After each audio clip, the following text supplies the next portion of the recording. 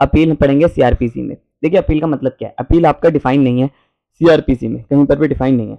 पर अगर एक कॉमन सेंस के हिसाब से समझे तो अपील का मतलब हो गया जब लोअर कोर्ट के फैसले से आप खुश नहीं होते, ठीक है, चाहे कन्विक्शन हो या एक्विटल हो, ठीक है, या तो दोषी प्राप्त हो गए हो या आपका बरी कर दिया हो, ठीक है, चाहे विक्टिम जाए चाहे अक्यूज जाए, ठीक है। ऑब्वियस बात है विक्टिम कब जाएगा, मतलब कोई भी चीज़ है कंपनसेशन सही से नहीं मिला लोअर कोर्ट से, तो आप हायर कोर्ट जाते हो, उसी को हम अपील कहते हैं, ठीक है। तो अगर आप देखा जाए तो अपील क्या है, आपका एक फंडामेंटल राइट है या आपका स्टैट्यूटरी राइट्स है, ठीक है। ये फंडामेंटल राइट नहीं है, आपका स्टैट्यूटरी राइट है। स्टैट्यूटरी राइट मतलब यानी कि अपील में आप तभी जा सकते हैं अगर लॉ में इजाज़त है तो, अदरवाइज आप अपील में जा नहीं सकते। अब देखिए इसकी बात करते हैं 372 यही बात कर रहा है, no appeal shall lie from any judgement and order, किसी भी जजमेंट की या ऑर्डर की अपील नहीं जाएगी एक्सेप्ट, अगर बोला जाए प्रोवाइडेड बाय दिस कोड, अगर इस कोड में जो सेक्शंस नीचे नीचे नीचे दे रखे हैं अगर वो दे बोल रखे हैं तो उनकी जा सकती है, अदरवाइज नहीं जाएगी। और बाय एनी अदर लॉ, किसी एनी अदर लॉ की बात कर रहे हैं, अगर किसी स्पेशल लॉ में बता रखा है। और टाइमिंग इन फोर्स, अब प्रोवाइडेड एट जो है इसका 2008 में आया था, इसमें लिखा है प्रोवाइडेड द विक्टिम, विक्टिम कौन है, जैसे मान लीजिए ये ए था, इसका मर्डर हो गया, अब ये मर गया, अब ये विक्टिम इसके बाद जो इसके लीगल हायर्स थे या इसके जो गार्डियंस थे, इसके माता पिता लीगल हायर जो भी थे, वो अब विक्टिम बन गए, वो भी जा सकते हैं, हैव राइट, विक्टिम का भी राइट है, have right to appeal, appeal में जा सकते हैं। मान लो ए का मर्डर हुआ था, ठीक है, किसने किया, एक्स ने किया, अब इसको कोर्ट ने छोड़ दिया, ठीक है, अब ये क्या करेगा, अपील, इसका जो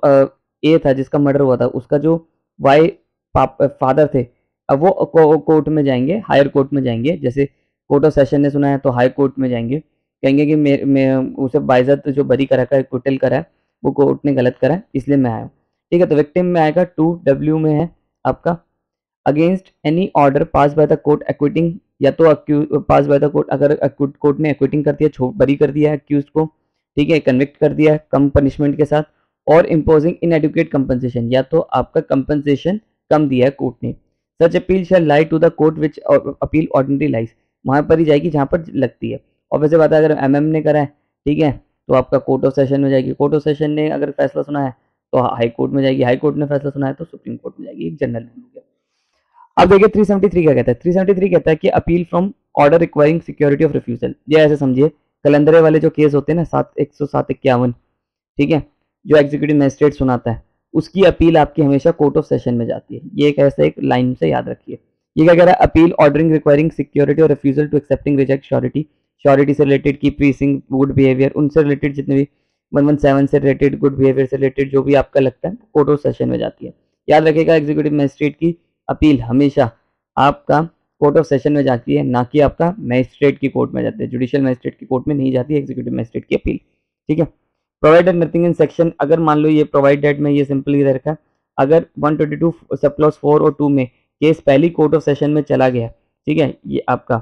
तो फिर आपका उसमें अपील नहीं जाएगी, सिंपल सा है। जो इंपॉर्टेंट है वो ये है 374 अपील फ्रॉम कन्विक्शन, अब कन्विक्शन हो गई, ठीक है, अब कन्विक्शन किसने सुनाई, तो यहाँ पर सिंपल सी बात है, पहले तो यहाँ लिखा कि अगर हाई कोर्ट ने कन्विक्शन सुनाई है तो सुप्रीम कोर्ट में जाएगी उसकी अपील, ठीक है। और यहाँ पर क्या है, ओरिजिनल जुडिक्शन, अगर मान लो कोई केस है जो आपका हाई कोर्ट में चल रहा है तो उसकी अपील कहाँ जाएगी, तो सुप्रीम कोर्ट जाएगी, और सजा वहां पर सुनेंगे, तो सिंपल सी बात है। अब देखिए यहाँ पर एक पहले प्रोवाइजो था 2018 में हुआ था, मैं पहले आपको वही बता देता हूँ। इसमें यह था कि जो 376 ए एंड बी जितने भी इसके सेक्शन है आपके अपने रेप से रिलेटेड, उसका 6 महीने के अंदर डिस्पोजेबल हो जाना चाहिए अपील में। मान लो 1 जनवरी को कोर्ट ने फैसला सुनाया, ठीक है, अब इसका जो अक्यूज अपील में जाए, विक्टिम अपील में जाए, कोई भी अपील में जाए, ठीक है, या स्टेट अपील में जाए, अक्यूज जाता है, विक्टिम जाता है, स्टेट जाता है, ठीक है, तीनों में से कोई भी अपील में जाएगा रेप के केसेस में, जो 376 ए है, ए बी है, बी सी डी ए है, सेक्शन डी है, ई है, रेप से रिलेटेड जितने भी है, तो 6 महीने तक हो जाने चाहिए। 1 जनवरी से आप 6 महीने लगा लो, जनवरी फरवरी मार्च अप्रैल मई जून तक, ठीक है, 1 जून तक आपका फैसला आ जाना चाहिए, 6 महीने में डिस्पोजेबल हो जानी है अपील का। तो ये तो सिंपल सी बात करता। अब देखिए यहाँ पर सेक्शन 2 क्या कह रहा है, सब क्लॉज 2 क्या कह रहा है, सब क्लॉज 2 ये कह रहा है एनी कन्विक्शन, कन्विक्शन मतलब दोषी प्राप्त हो जाता है, किसके द्वारा, कोर्ट ऑफ सेशन के द्वारा, या आपका एडिशनल सेशन जज के द्वारा, या और trial held by any other court. अब देखो यहाँ एनी अदर कोर्ट का मतलब क्या है, यहाँ एनी अदर कोर्ट का मतलब है असिस्टेंट सेशन जज,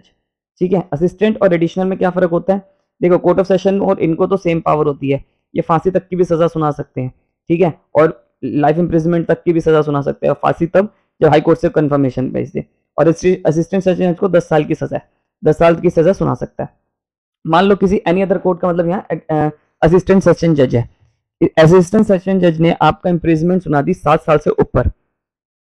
ठीक है। अगर असिस्टेंट सेशन जज ने 7 साल से ऊपर की सजा सुना दी है तो उसकी अपील कहाँ जाएगी आपका,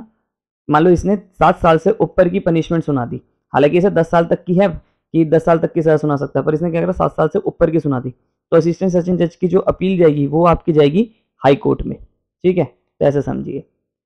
अब यहाँ सब क्लॉज 3 ये कह रहा है कि सब क्लॉज 2 में जो लिखा है वो, अब कन्विक्शन जो ये है यानी कि जो दोषी प्राप्त हुआ है वो एमएम के थ्रू हुआ है या जुडिशियल मजिस्ट्रेट बोल लीजिए या असिस्टेंट सेशन जज के थ्रू भी हुआ है या सीजीएम के थ्रू भी हुआ है, यहाँ पर सीजीएम भी आपका इसी में इंक्लूड होगा, या मजिस्ट्रेट फर्स्ट क्लास के थ्रू हुआ है एमएम के थ्रू, ठीक है, या सेकंड क्लास के थ्रू हुआ है, आपका किसी के भी थ्रू हुआ इनके, या 325 की आपकी अपील जानी है या 360 की जानी है। देखो 325 क्या कहता है, जैसे एक मेट्रोपॉलिटन मजिस्ट्रेट है वो 3 साल तक की सजा सुनाने की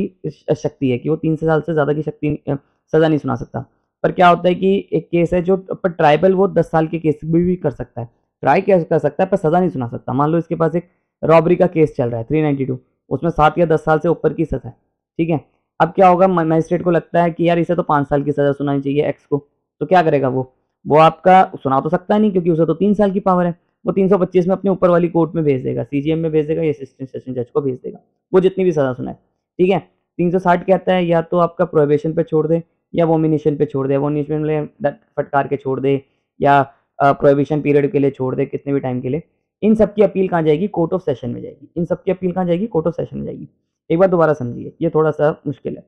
देखो कोर्ट ऑफ सेशन में अपील किस किस की जाएगी, एमएम की, असिस्टेंट सेशन जज की, ठीक है, आपका सीजीएम की, आपका जुडिशियल मजिस्ट्रेट फर्स्ट क्लास हो गया या सेकंड क्लास हो गया, इन सब की अपील, और या 325 में किसी मजिस्ट्रेट ने या जुडिशियल मजिस्ट्रेट ने, या 325 में आपका चीफ जुडिशियल मजिस्ट्रेट ने या 360 में आपका किसी ने फैसला सुनाया, इन सब की appeal high court court of session में जाएगी, ठीक है। देखो तो यहाँ पर देखिए असिस्टेंट सेशन जज की भी अपील आपका कोर्ट ऑफ सेशन में ही जाएगी, हालांकि कई स्टेट्स में यहाँ असिस्टेंट सेशन जज कोई पोस्ट नहीं होती, ठीक है, पर अगर है तो है। अब देखो इसमें मैं एक बार आपको बता दूं, एमएम को कितनी पावर होती है, 3 साल की, असिस्टेंट को होती है आपका 10 साल की, 10 साल की सजा सुनाने की, सीजीएम को 7 साल की, judicial magistrate first second class 3 साल की, ठीक है। 325 में अगर मान लो इसने ट्रायल तो मजिस्ट्रेट कितने भी केस का कर सकता है, पर उसकी अगर पनिशमेंट सुनानी तो 325 में जाएगा, ठीक है। और 360 में आपका कौन जाता है, अगर उसने कोई जज ने लगता है कि इसको बड़ी बाइज्जत प्रोहिबिशन पीरियड पे या कुछ टाइम के लिए छोड़ देना चाहिए, डांट फटकार के छोड़ देना चाहिए, उसकी अगर किसी भी अपील जानी है तो वो आपका इस सेक्शन में जाएगी, ठीक है। तो अब बात करते हैं आपका, यहाँ पर लिखा कि आपका सेंटेंस जो होगा वो कोर्ट ऑफ सेशन में चलेगा। अब 375 में देखिए, 375 कहता है अगर अक्यूज ने प्ली ऑफ गिल्ट करा है, प्ली ऑफ गिल्ट क्या आपका करा है, कोर्ट ऑफ सेशन में जो प्ली ऑफ गिल्ट होता है, ठीक है, वो होता है आपका 229 में। प्ली ऑफ गिल्ट का मतलब अपने दोष को खुद मान लिया,